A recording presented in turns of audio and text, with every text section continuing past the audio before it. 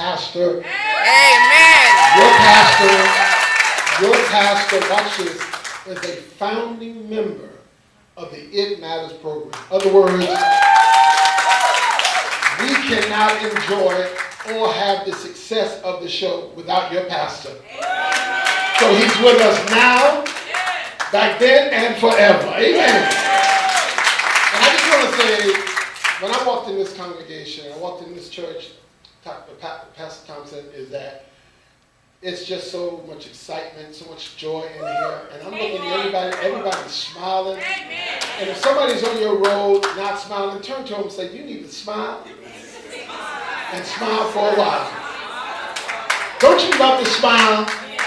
And that's what we do in It Matters. We want to bring a television program and broadcast that people will smile and feel real good about it. And that's what your pastor does every day on that program. And we thank God for you. And we're so happy to be here. Thank you so much. We want to thank Mr. Madeline for having the vision and being the brainchild. Him and his wife got together, and they could have taken their money and put it anywhere else. Amen. And I said to him, I said, you did the broadcast, and I noticed you never advertised your firm. He said, yeah, Pastor, me and my wife talked about that.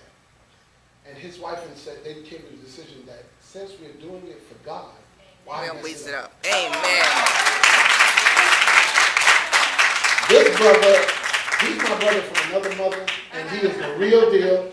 We love your pastor, and you will always see Dr. Thompson on the television. Amen. Now, be sure to take advantage of blast them on Facebook, blast them on Instagram, and just talk about the great things that's going on in your church. Amen. And please continue to watch It Matters. God be with you. Amen. Amen. Before we move further, let's stand and give this great man a hand. Amen. Come on, give God praise for a man who was humbly open the door for us this morning. Amen. Good to see all you are here on a rainy Sunday. I didn't expect to see this many. Amen. Now, the flyers should be on the back. If you didn't get one, if they all gone, please see Pastor Andrea.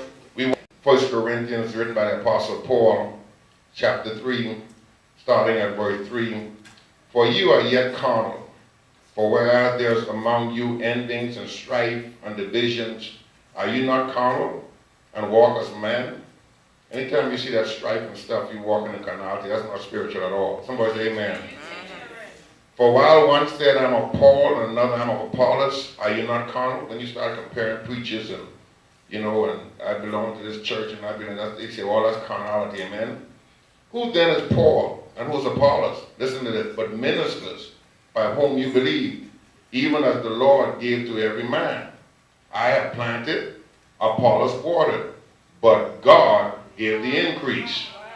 So then neither is he that planted anything, neither he that watered it, but God that giveth the increase. Now he that planted and he that watered are one, and every man shall receive, hear me clearly, his own reward according to his own labor. Amen. Did you get that? Amen. I want to talk to you this morning about grace for increase. Amen. Grace for increase. Amen. Grace for increase. Look at your neighbor and say, you deserve it. You deserve it. Get it, believe. You look at somebody else and say, you deserve it.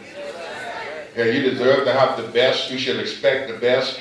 God has given you the best. Amen. You are God's own child. You have an inheritance that will afford you everything that you want. The thing that concerns me sometimes about people who are in church is that we don't believe God. Amen. We believe everything but what's written in the book. So I want to talk to you about grace now. If you understand, we've been talking about grace for a little while now. And grace really is the influence of God on all things. Grace is God's finished work. We already know that, right? Amen.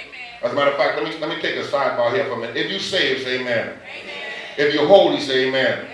If you're righteous, say amen. Amen. Now what? Now that you're holy, now what?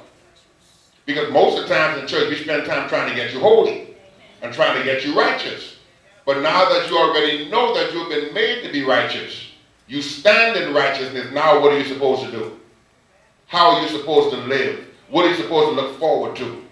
So now that the Lord told me on Wednesday night, I couldn't even get a message. Move on from Charles from talking about these small things like Hebrews chapter 6. Move on to perfection. Somebody say amen. So now that you're holy, now that you're righteous, what are you supposed to do? Well, you and I have been called under the covenant of grace. So you have to learn your covenant. What is your agreement to be walking with God? I'm going to teach you here this morning. Many of us in church don't even know we have a covenant. And we're walking in what the denomination has told us. But there is a covenant that Jesus gave to his church, not the Baptist church.